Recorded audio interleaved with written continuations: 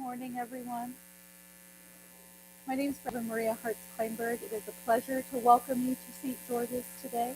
Before I turn things over, just wanted to welcome you into this space and just invite you in joining me in taking in a deep cleansing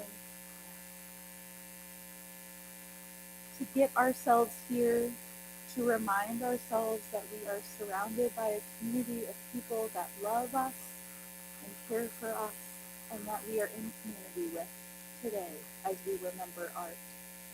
If you need a restroom, they are right behind us in the gathering space where you came in. But I just invite you to be present in this space, to share stories, hear memories, and celebrate a life well lived with one another. So without further ado, I'm going to over to you.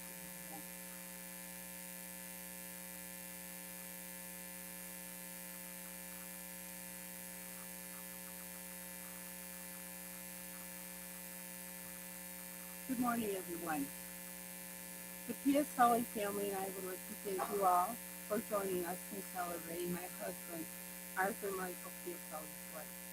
We hope you can continue to join us afterwards in celebrating his life. The Braddock Bay location is on the back of your program. And let me tell you about my husband, Art. Art was the son of Arthur James Louise and Piacelli. He was born on June 29, 1957. He was always there whenever his parents needed him, no matter what the issue. Art would drop everything and tend to help them out. When Art was younger, he loved playing with cars and then fixing them up later on in life. He also loved being outdoors. Like his father, he became a lifelong New York Giants fan. Art was the oldest of four. He always was available to help his brother Carl and sister Laura with their houses or any projects they had. His sister Linda never bothered to ask for his help. I guess she felt he had enough on his plate. He loved being a big brother and was happiest whenever he was working on a house or car project for family and friends. When he would go over Laura's, he always had treats for Cooper, his fur nephew, and would play with him for a bit. Cooper would get excited and wait by the door whenever Art would go over. He knew the sound of his truck when it pulled in the driveway. While going to school, Art worked at Western Auto, where he met Wayne Dean, and they became lifelong buddies. Wayne would hunt with Art and help out with projects that always needed tending at the land. After high school, Art enrolled at Paul Smith College to become a forest ranger, but then he changed his career path and obtained an associate's degree in business management. He landed a job with Kodak where he worked for 18 years before his retirement was eliminated. During his career, he obtained his HVA certification and several other certifications, utilizing them all throughout his career. While working at Kodak, he became lifelong friends with a coworker in his department, John Campbell. They worked and dated together. They jogged during lunch breaks and became hunting partners. They hunted in the southern tier and decided to purchase land nearby each other. You could say Art's midlife crisis wasn't a sports car. Instead, he purchased close to 38 acres in West Elmwood. Art was a devoted father to his sons, Adam, Andrew, and James. When they were younger, he would play and wrestle with them whenever he could. He wanted to be the fun dad. When Adam and AJ were older, he taught them how to maintain their trucks. Art worked at Kodak Reno's gas station and had a winter plowing business, being tired of shoveling. Because he worked all these jobs, it left little time for him to be with his youngest son, James, and it bothered him. But he was a provider of the family and never wanted his sons to hear him say, "We can't go there, we can't afford it," or "You can't have that." Art's favorite time with James was watching Futurama together. The loyalty to his family was endless. Art's land was his biggest salvation. It was the one place he could go to escape. When Art first bought the land, his father would come and help him renovate a 35-foot construction trailer. His father nurtured a small twig of a pine tree that has grown into the most beautiful tree on the land by far. It is located at the beginning of the woods. Every time we would go there, we would stroll down to the tree and say, "Hi, Dad." And there were times where I would go down there and talk to him. Art put a flagpole up and hung his father's military flag for many years. It became weathered beyond repair. Art didn't have the heart to burn his father's flag. It is now buried in the trunk of the tree, along with Art's ashes scattered inside the flag and on top of it, and then on top of the ground and ashes surrounding the tree.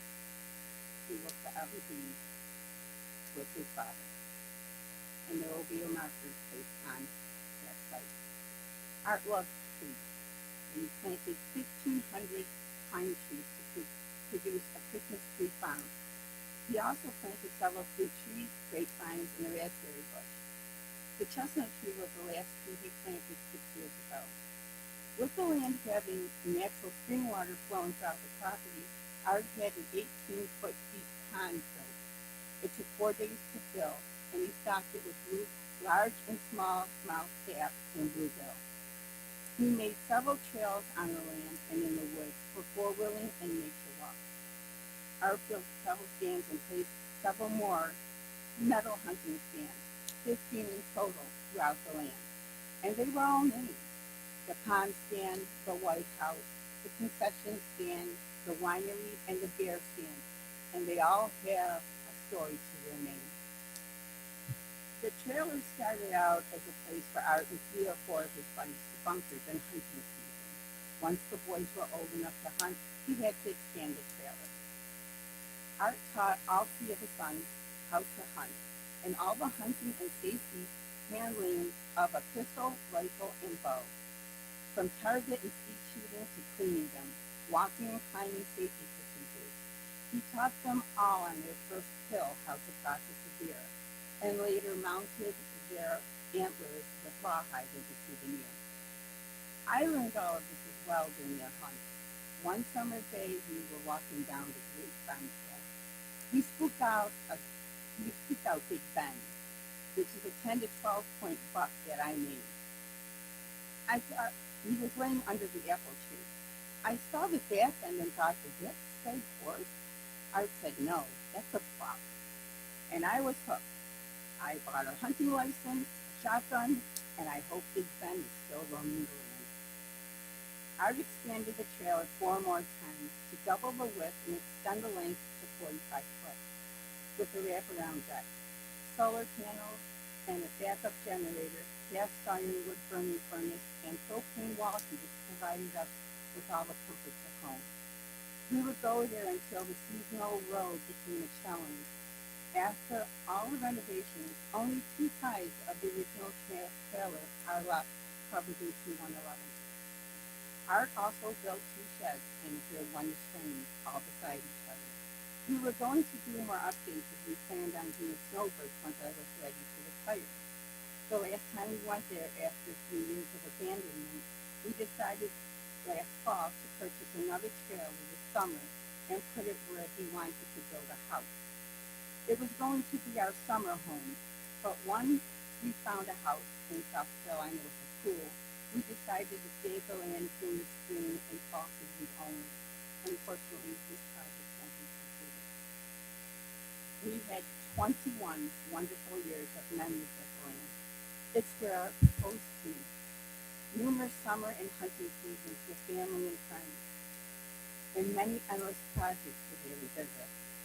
We would invite Wayne and his wife Donna in the summertime to come for an overnight stay, and a few times Glenn and his wife Sandy.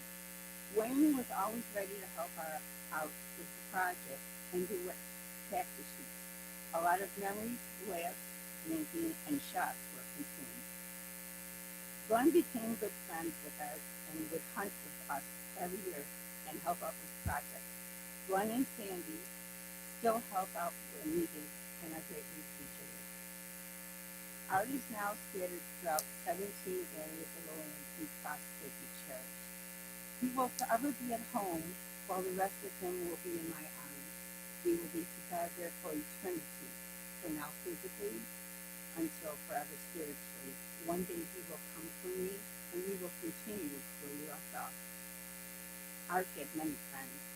Once Art's second house on McIntosh Drive was built, he was a generous neighbor, providing free plowing for 600 surrounding neighbors for over 30 years, while plowing surrounding neighborhoods.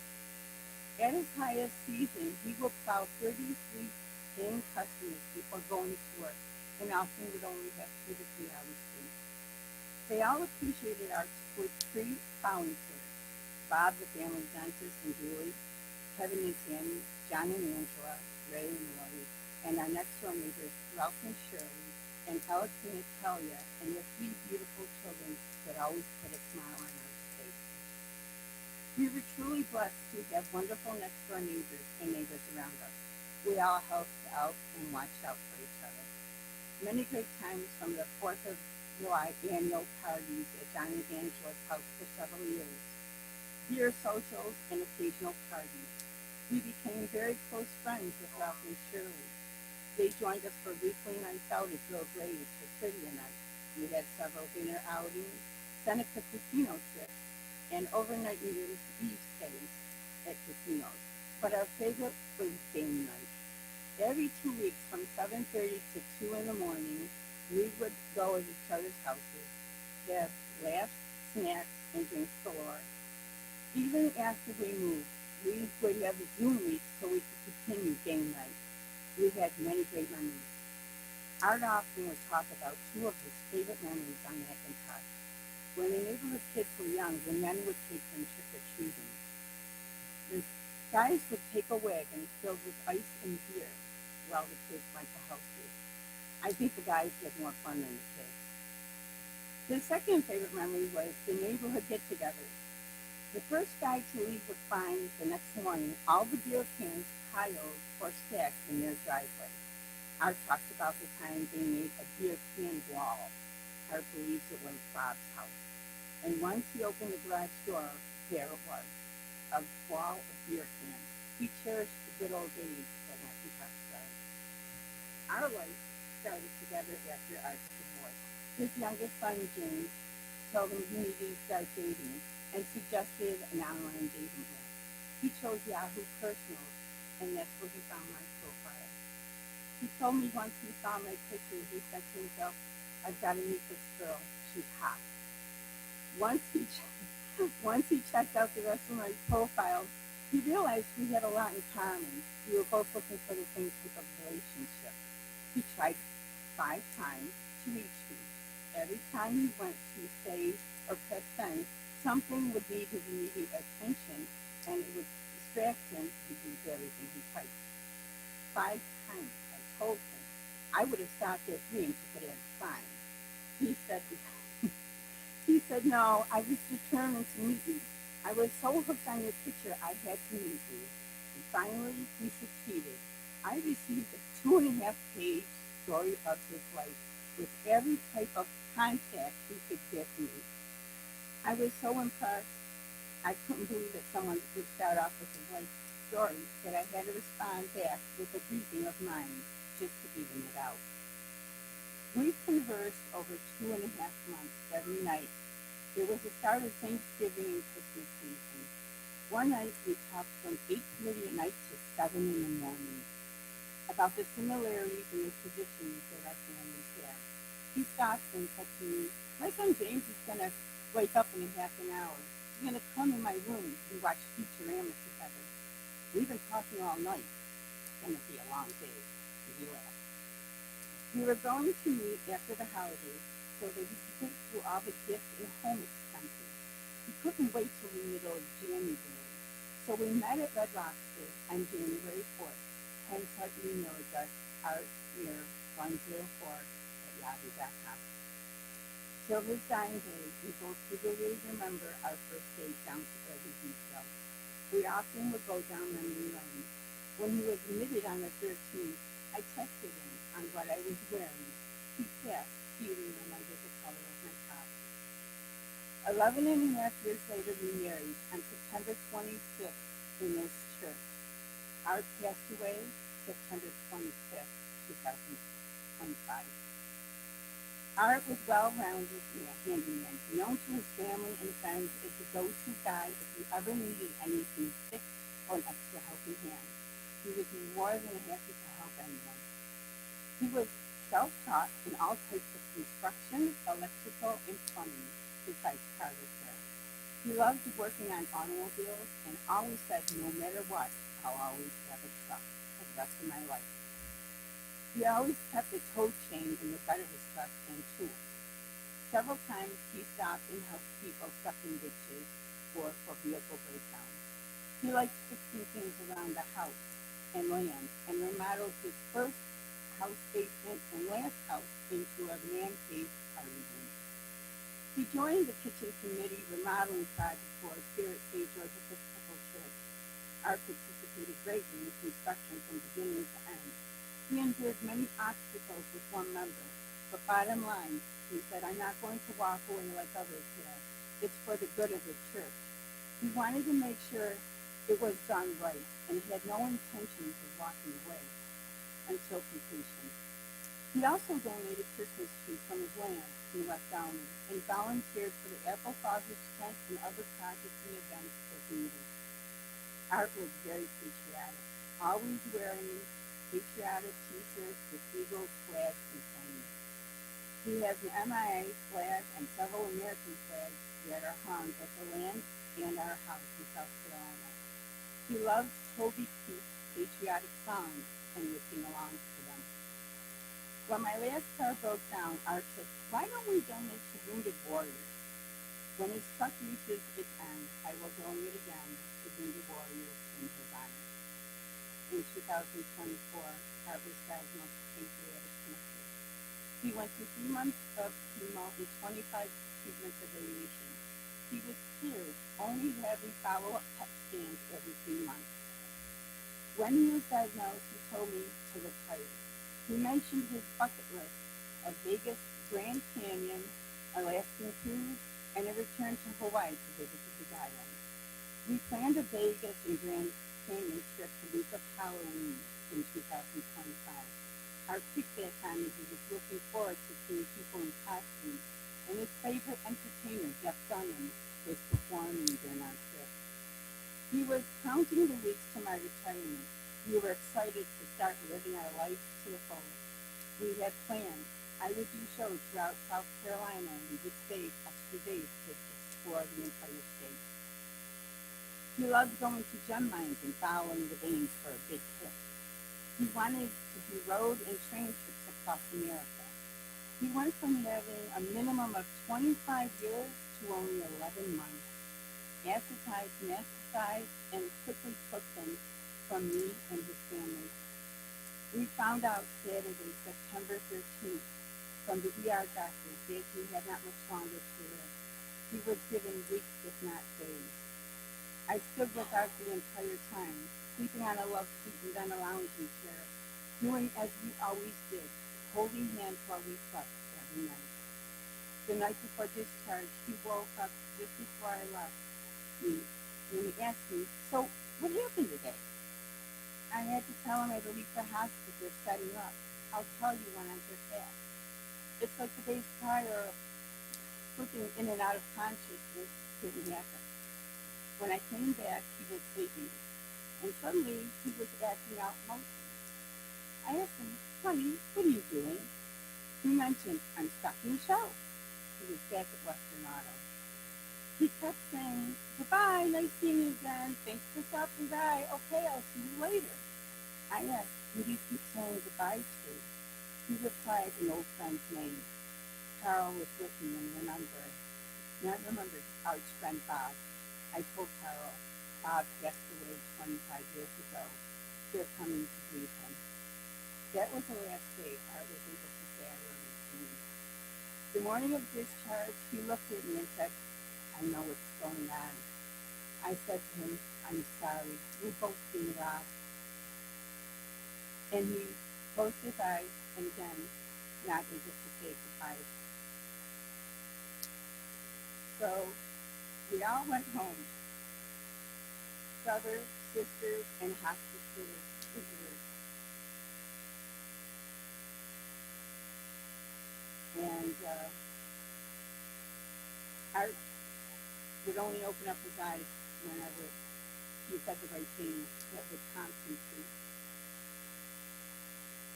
And every time he did, I would say, I love you, and I know you love me too, because he couldn't speak anymore. The acetized ran throughout his body. Through the days prior, he went from some pithy words to nothing. I could see the sadness in his eyes that he was leaving me. I would have taken care of him for 2 months or 2 years in any state. I can't believe his last purpose in life was to see me retire and then die 4 days later. We were finally happy that we were going to start enjoying life, and home we went. I had Art placed in his chair with his favorite blanket and laid him into bed while we visited. Carl had James call him, and Art was able to hear James talk. Art opened up his eyes and smiled the whole time, but no words to come out when he wanted to speak. Art had his best last day. We started out with him opening up his eyes as he heard my voice, and I said, "Morning, honey. I love you, and I know you love me too. We have a busy day today." And I told him what was planned. The hospice aide came. We both worked on taking care of us, and he actually said, "He's handling this so well. He's relaxed. Usually people get agitated when they are moved around a lot." I said, "Of course he is. It's every man's dream to be handled by 2 women." And we laughed. The nurse came and checked him out, and then a visit by the Reverend. I told Art, he's just part of the team.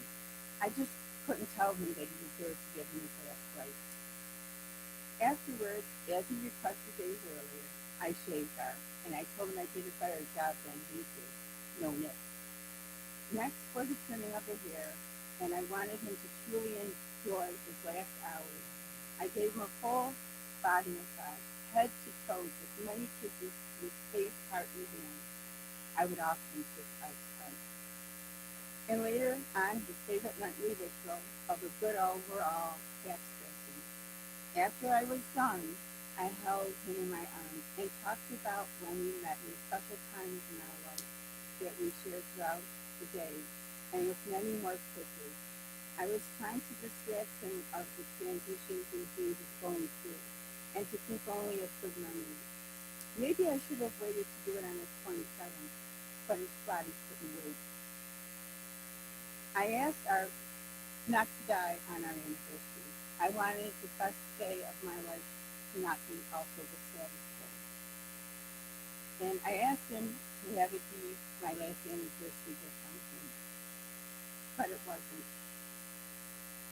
He did keep his promise, and unfortunately he didn't go on the 27th.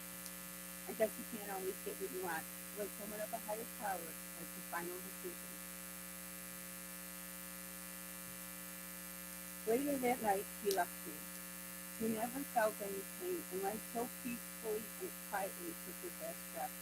I held him in my arms and reminded of our life together again, and I told him, it's okay to go to a better place in life, but don't leave me completely. Say hello to everyone, and when you finally meet my father, he'll give you a handshake and hug, and thank you for being the best part of your daughter's life. There's no doubt that Art's in heaven by the life he lives. Faithful, trustworthy, loyal, devoted, patriotic, always willing to help others. He always said to me, I don't want a man. I want a party with heaps of beer and wings. If you ever have a service for me, I'll haunt you. I hope this counts even though it's a eulogy of your life, because I would always reply to him, I hope you do, then you'll never leave me. In Art's final days, I kept asking him, but I already said that.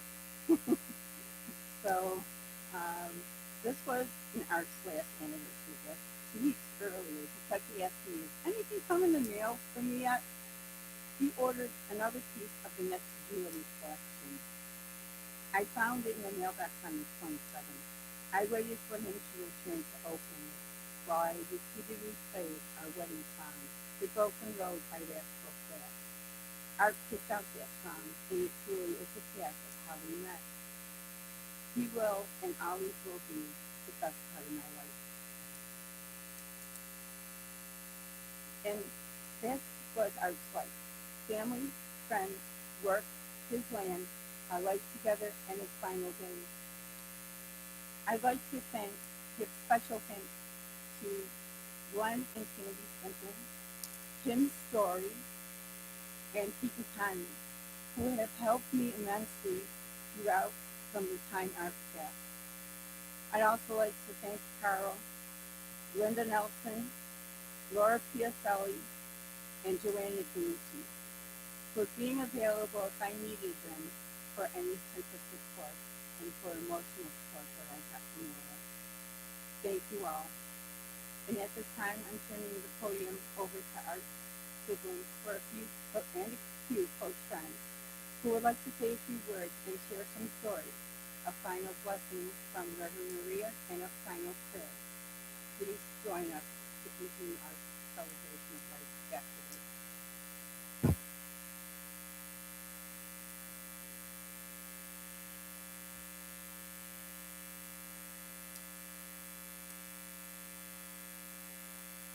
Well, it's a pleasure to see so many friends and families that some of which I haven't seen for a great long time.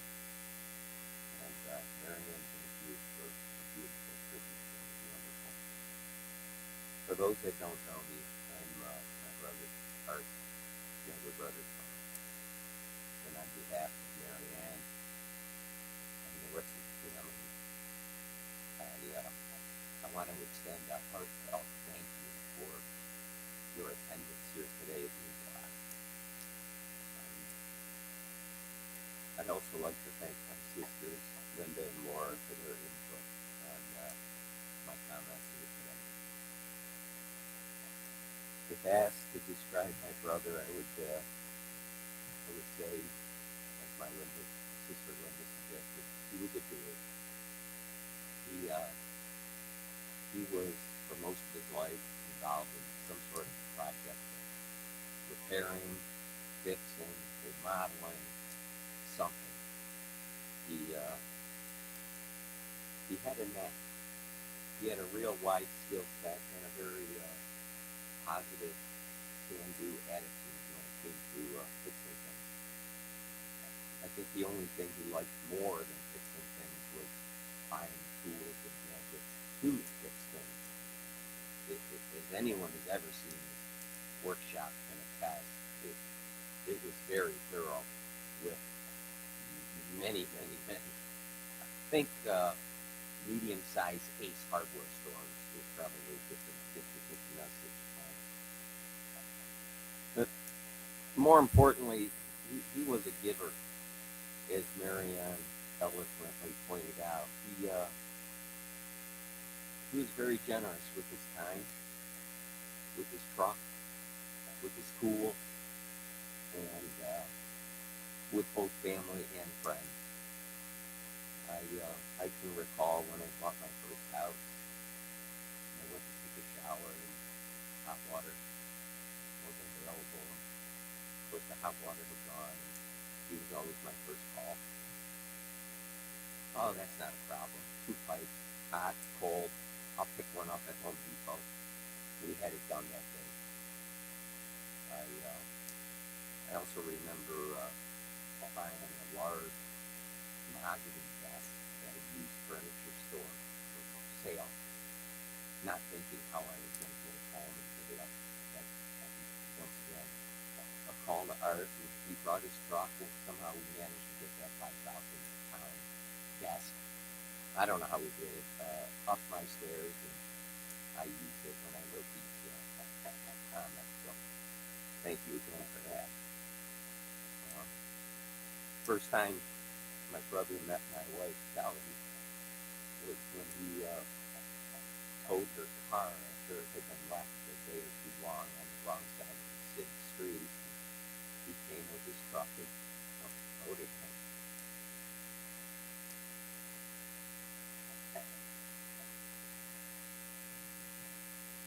just never said no.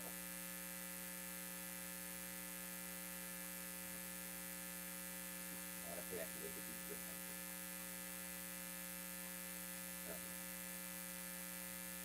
Lastly, my brother loved Christmas, uh, especially those elaborate gift wrapping game challenges that he would embark upon that involved duct tape and screws and nails and boxes. And the bigger the challenge, the more pleasurable he found it to get to open it up. I remember it well.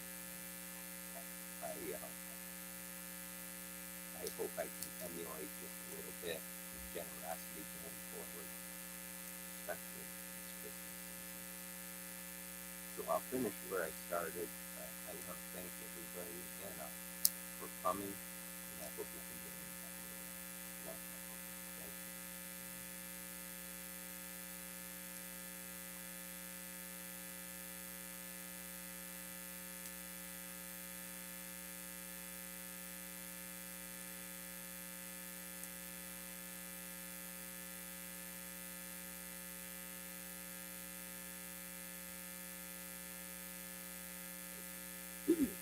As I told Marianne, I wasn't sure if I was going to be able to do this, but we'll give it a try. Okay. First of all, I want to thank everybody for coming, and for my neighbors for all their support. And the biggest story I want to tell is what Carl said about this. I used to be the guinea pig, I guess is the word, because he loved to have me go through an enormous amount of work to get to my gift. He once gave me about, 12 by 14, and on it had 106 screws. He gave me a screwdriver that I had to undo each screw to get at it. And each one, when I finally get at it, there was one thing in there, an electric screwdriver.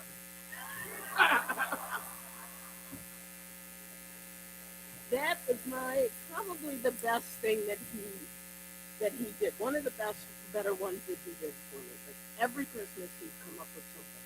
The following year he gave me a crowbar. And I looked at him and he goes, well, everybody should have a crowbar. I'm like, oh, okay. And then again he comes with a box of 2x4s all in a crowbar. Took me 2.5 hours to open it. I don't even remember what's in it. I don't even remember what was in it. But those were my favorite memories. Whenever I wanted him,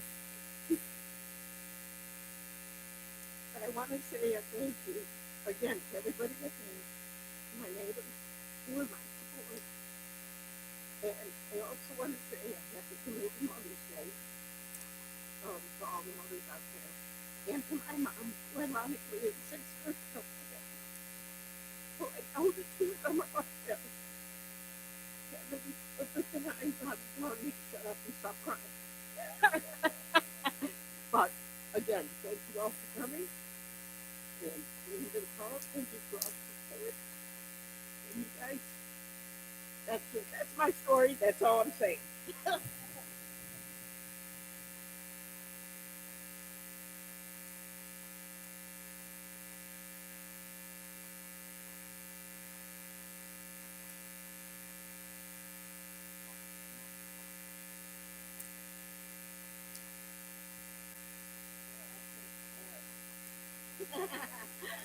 This is tough, I'll tell you.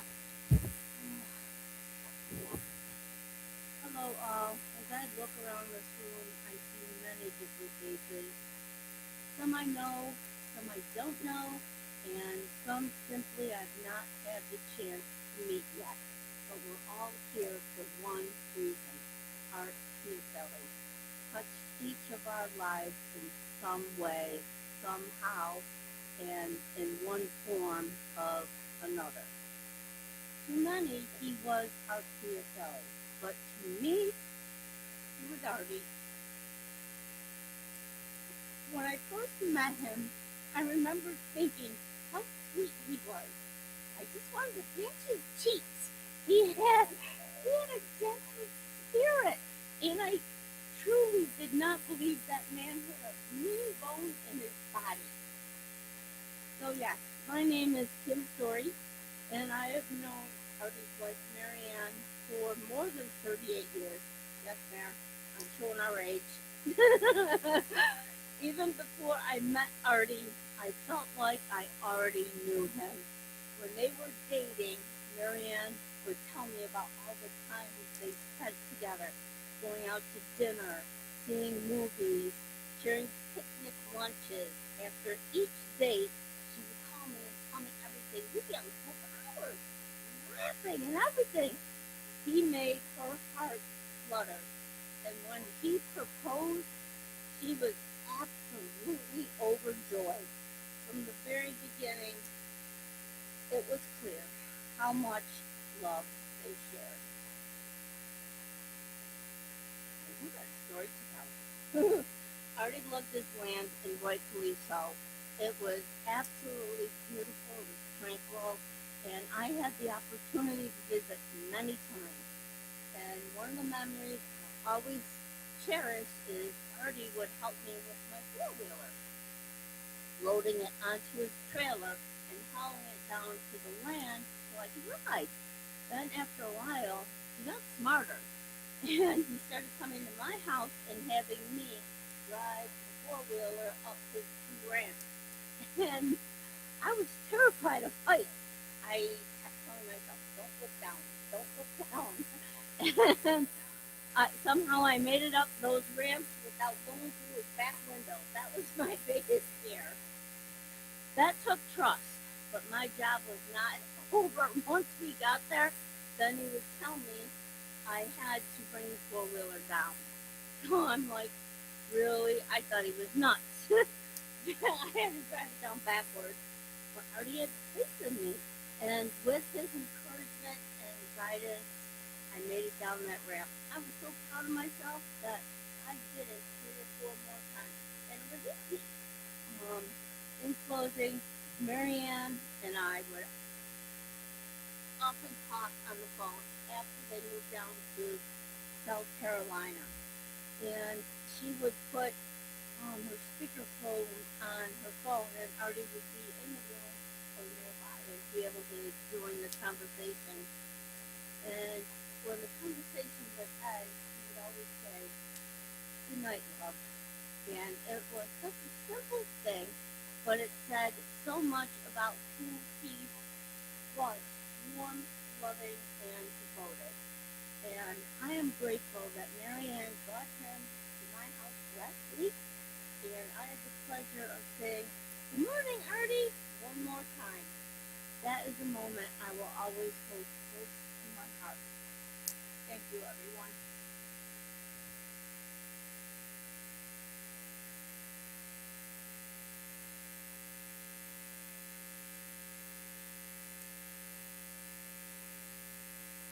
Someone has a piece of paper that was over here.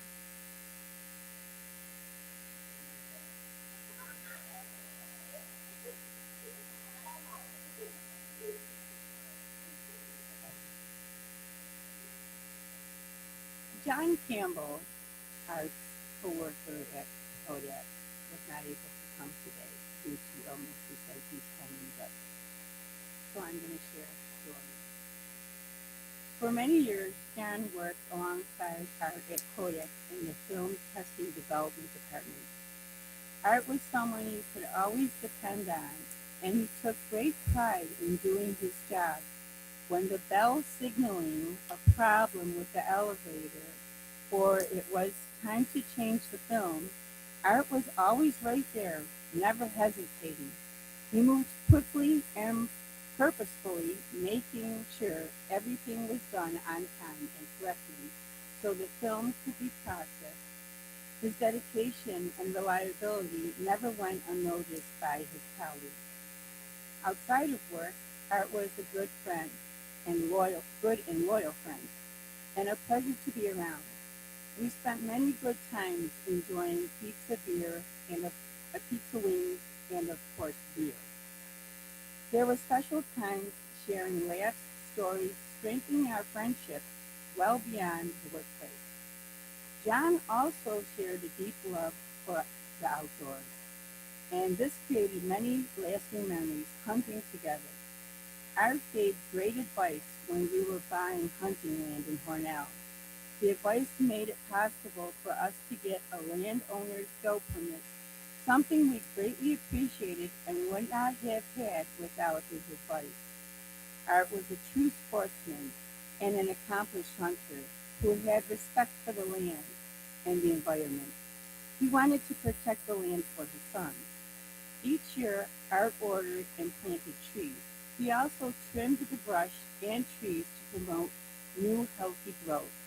Art was a good steward of his land. Art will be remembered for his kindness and friendship he so freely gave to all. We truly blessed and fortunate to have had so many wonderful, meaningful times together. With deepest condolences to me and our family. Sorry for your loss, John and Kathy Campbell.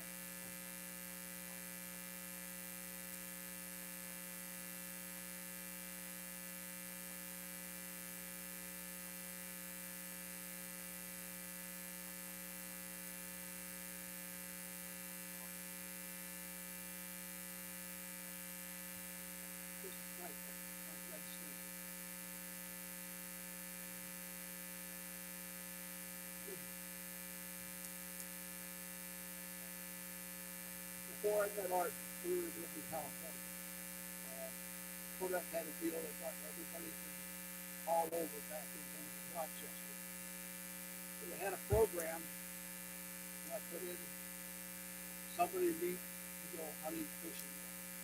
And Art stepped right up. I think before I even moved there, he sent a letter and let me know he was going to be there. Can't find a better friend than that.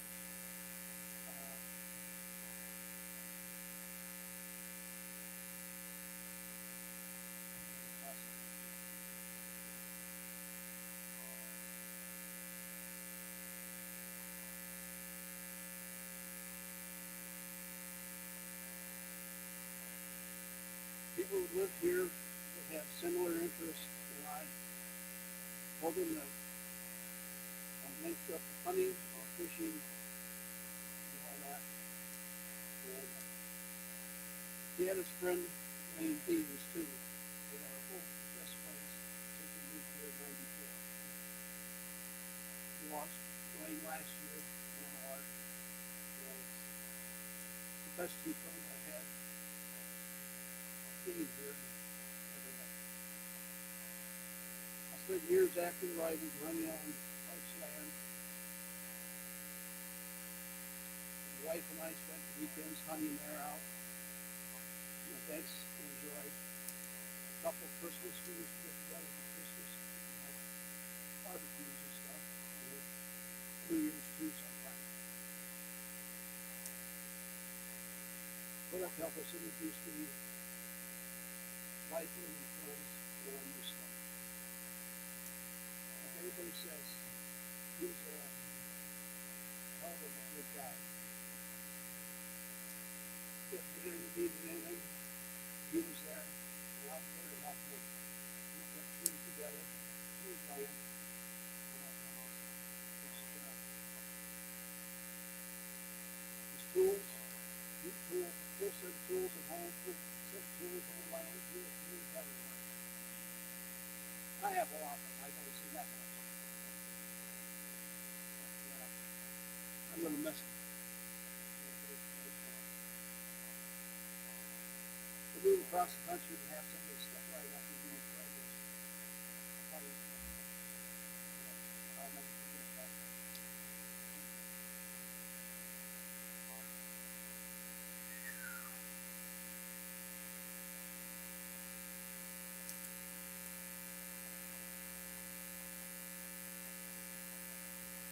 Hello, everyone. My name's Connie Kirkland. I'm with the Garden on Marin Winds, and I've been asked to read their neighbor Shirley and Ralph's words. Shirley had surgery yesterday, so they're not able to be here. Art was a friend and neighbor for over 30 years. He moved in a few months after us. Initially, Ralph was a little worried when he first saw Art, as he looked like Grizzly Adams. But after meeting, we all hit it off right away. He was definitely one of the nicest guys we ever met. Ralph was overjoyed when he found out that Art was a New York Giants fan.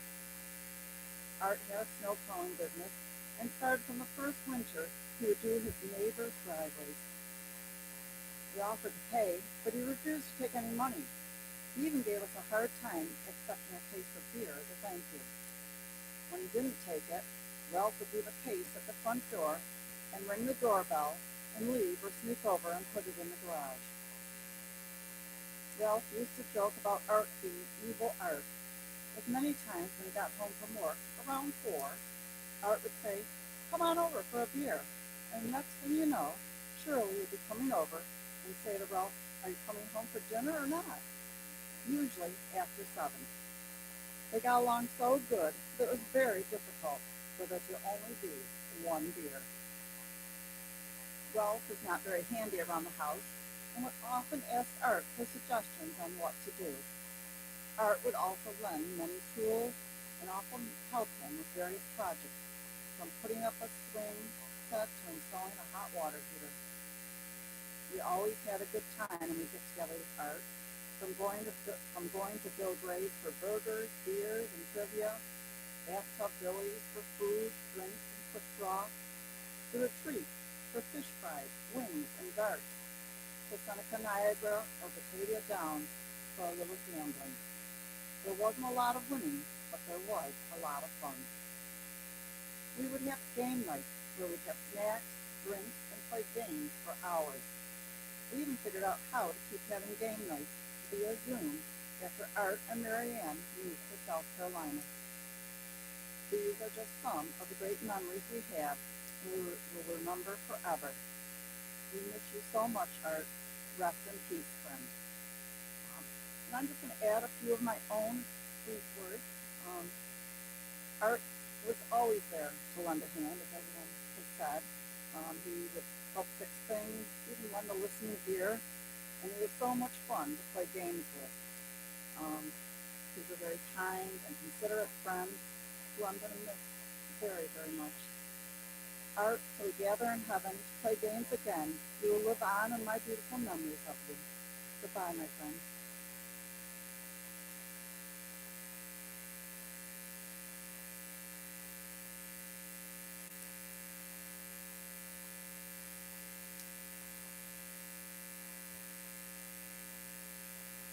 Mary is happy. Go through this.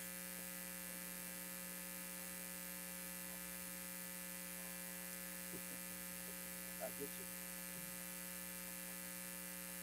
Okay, for those who don't know me, I'm Pete Hurtson. Mary Ann, who I lovingly call the Hurricane, asked me to share a few funny stories about working with art.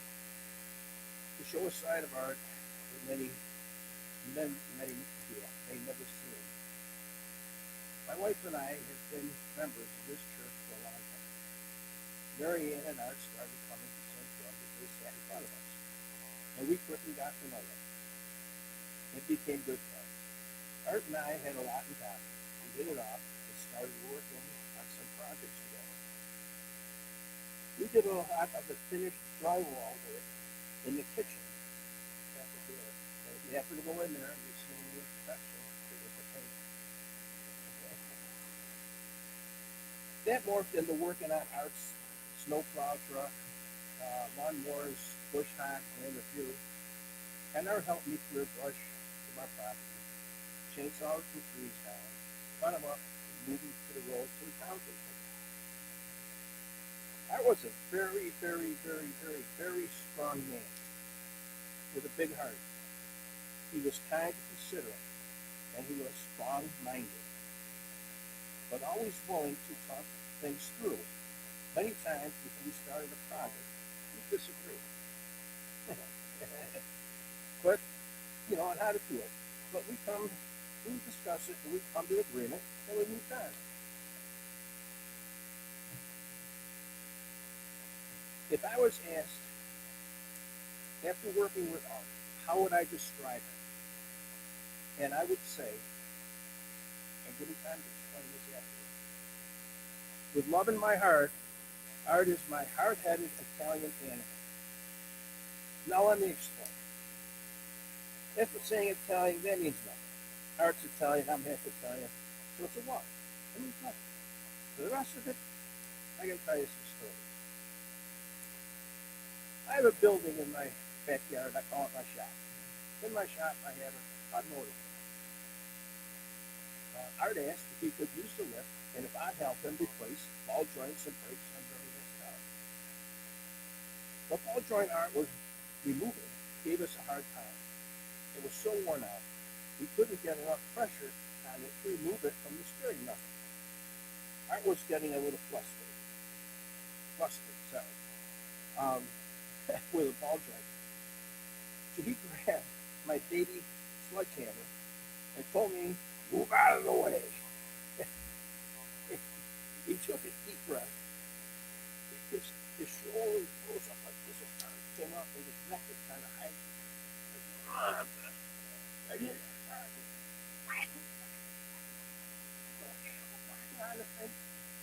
And it came out.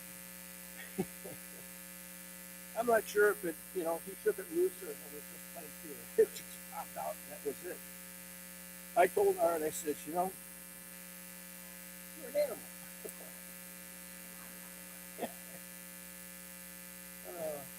But after he, beat the thing out, he just meant like deflated. You gotta see it to believe it. I mean, it was funny. It was done. I'm glad we got the hard side. I have a trailer with a sign on it. We take it to church to help advertise for events. Events the church puts on. Mary Ann was sharing the Christmas craft show. She gave me the information she wanted on the side. The problem was, it was 3 times the amount of information I could possibly put on the side. I called Art, asked him, come on, help me figure this out. This information stuff. He came out, he looked at everything and said, yeah, I see the problem. Why'd you call me? Why didn't you call Mary Ann? I said, I picked my battle. You call her, she's your hurricane. Tell her she's got 3 times the information that can possibly put on the side. Art says, what do you mean hurricane?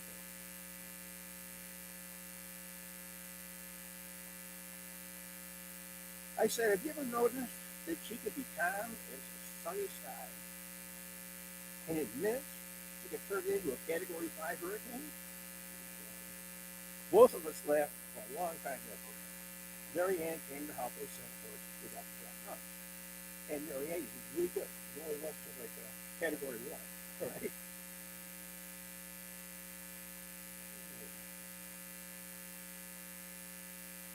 In my house, I have a creek that goes through my yard. For a lot of reasons, I had to stop mowing the far side of the creek. After many years, the creek was large, turkey bushes came up, good things.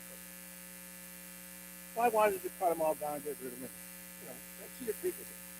I talked to Art about it. He said, hey, I'll bring my chainsaw and help. It'll be fun.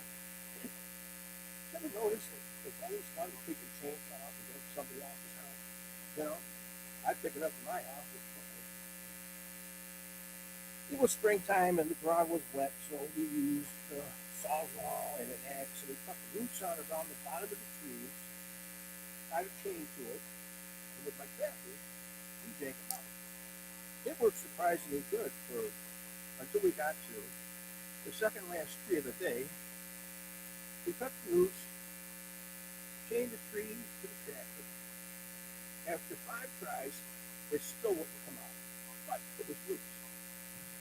I backed up to the tree for a 6th time. It didn't come out now. By then, Art was a little frustrated. See a little pattern there? So we untied the chains from the tree. He said, you hook up to the last tree. I got this one. Art lifted the tree, and he signature move, he went animal. He inhaled, breathed back up like this, just keep doing that. Down in the circle. It is a, you can hear it break loose. It's like this. Grab the bottom of it. Funniest thing I have ever seen. But the best part was, is the people that were driving by. They were slowing down at the road, just pointing to it like this.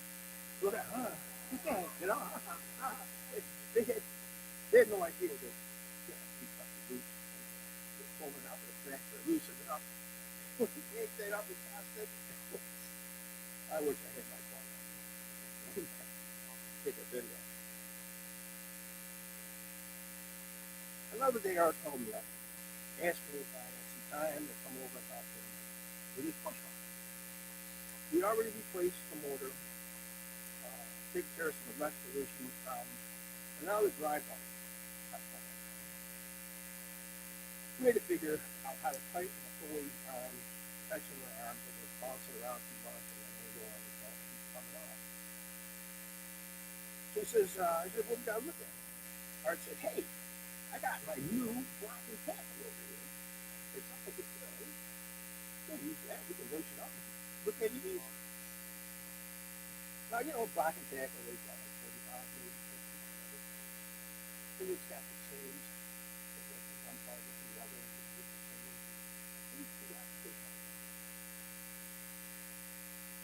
Whew.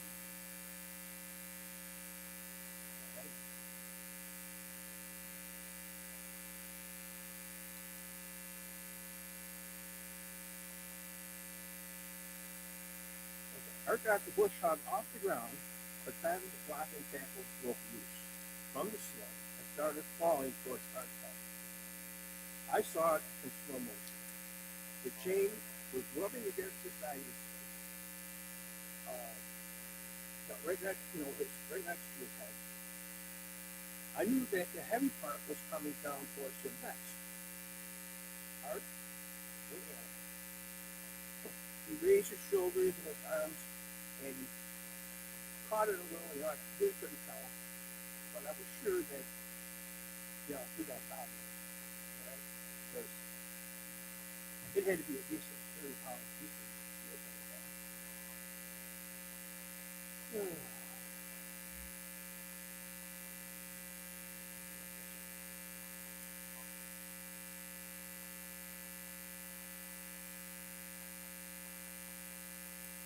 I jumped up, told Art, I gotta check you out. Come on, let's go in the house. We get the hurricane. We gotta check you out. I said, "Stop." He says, "Why? Why do you want to bother her? She's busy." And, what's wrong with you? Why are you acting this way? I said, I saw the block and tackle break loose. I saw the chain getting hit you in the head and down the side. I saw your hand come up. You know, the top part of the block and to hit the top part of the block and tackle. You might have to go through it. I said, the chain went down my side, out of my face, and my body. And when you went like this, you swept that sucker about 5 feet. Okay? It's kind of impressive to me. I said, you know what? You got a hard head. He goes, yeah, I think you're right. Well, let's put that to work. That's where the hard head comes from. Now you know why I call him my friend Art, the hard-headed Italian animal. Art, I hope you're still going animal up there in heaven. Art's my friend. I miss him too. Until we meet again.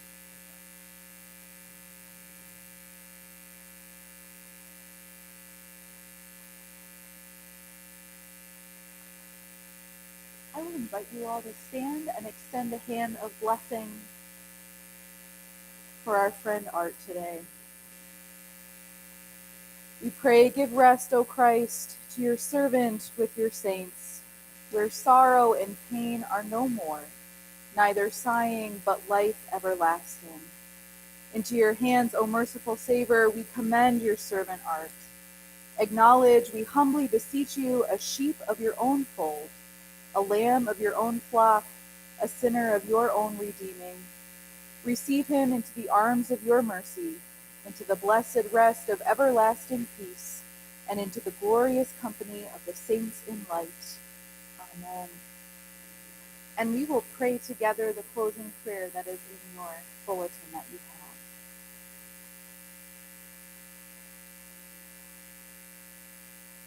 We pray, Lord of all, as we say our final farewells, we commend Arthur Michael Piacelli into your loving arms. May Arthur find peace and rest in your eternal embrace, O Lord, and let perpetual light shine upon Arthur Michael Piacelli. May the memories we hold dear sustain us, and may your presence be filled in our hearts as we breathe. May his soul and all the souls of the faithful departed, through the mercy of God, rest in peace. Amen. Go in peace, beloved.